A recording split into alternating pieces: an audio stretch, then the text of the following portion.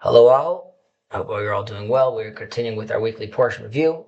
And this week we're in the portion of Chayei Sarah, the life of Sarah.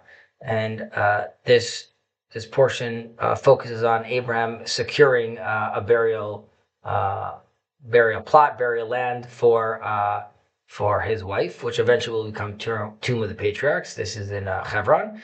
We also touch on the story of Abraham's servant going to secure and find a wife for Isaac as well. However, what I want to focus on is really what we see towards the end of this portion, which is the focus of the Torah on Abraham's descendants. And the Torah tells us that Abraham gave all that he had to Isaac, and to the sons of the concubines, he gave them gifts, and he sent them towards the east. And this verse obviously creates attention, because if Abraham gave everything to Isaac, actually, then what should be left to give to the other sons? Now, our sages explain that Abraham actually gave Isaac, it wasn't just physical, like wealth, but there was a essential inheritance, right? It's part of the covenantal destiny tied to the land of Israel. Right? Isaac's role in the world really differs fundamentally from that of Ishmael and the other sons. Yitzhak, Isaac's mission is national, collective, and territorial. Right? He's carrying the responsibility of building a people whose holiness, right, radiates outwards, right, tikkun olam that we talk about, and it's happening through the medium of a social, holy society living in a holy land. And to fulfill that mission, then Isaac requires a land and a nation and a framework of collective life through which these divine ideals become visible through history.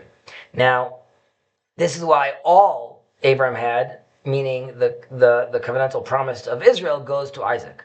Now, Ishmael, by contrast, right, he is embodying a different kind of spiritual influence. His calling is universal and religious.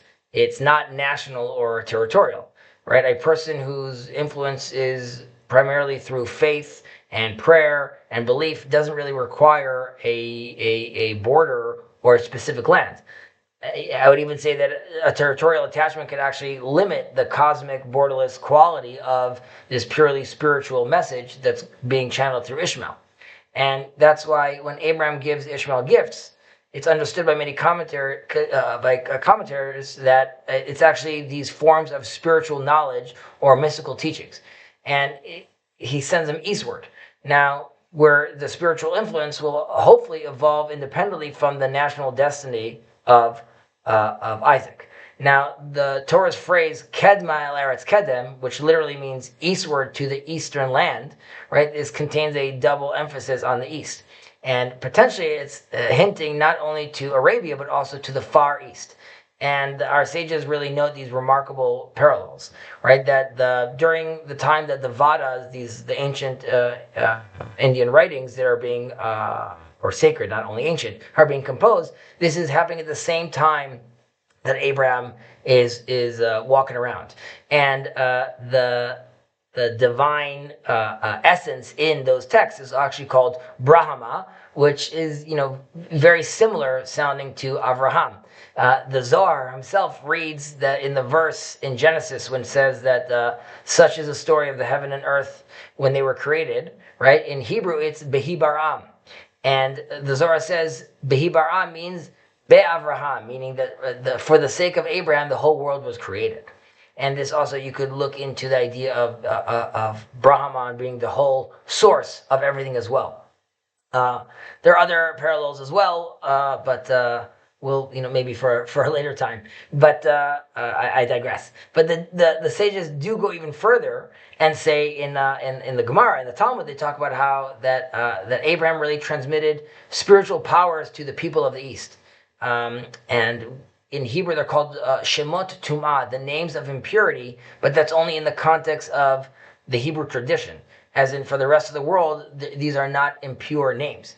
And really, against this backdrop, right, it's the Jewish attraction to the Eastern mysticism in modern times maybe becomes more understandable, right? It may actually reflect a deep unconscious pull that we have to retrieve these, like we speak about often, these divine sparks, these scattered sparks around the whole world of the Abrahamic wisdom that have journeyed eastward, a millennia ago.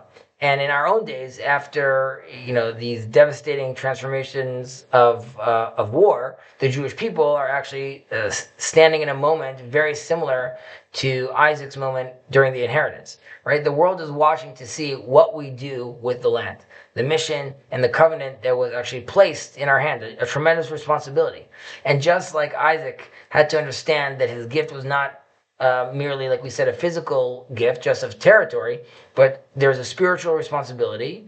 And modern day Israel also has to rediscover what it means to be a nation in the land, what holiness looks like when expressed properly through a society, and what I hope our unique contribution to humanity has to be. Right? The war focused Israel to confront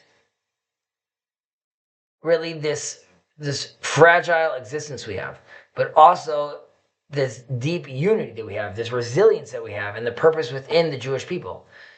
And now really then comes a harder task, right? We have to translate the survival into destiny, and we have to turn pain into responsibility. Isaac inheriting the land teaches us ultimately that holiness has to be lived not only in prayer or in the study halls, but in policy, in justice, in moral courage, in a real national vision. And Ishmael's path really went outwards. Ours was the route downward and then outwards, right? We have to start from within first. And again, post-war Israel has to ask, what moral light do we bring to the world?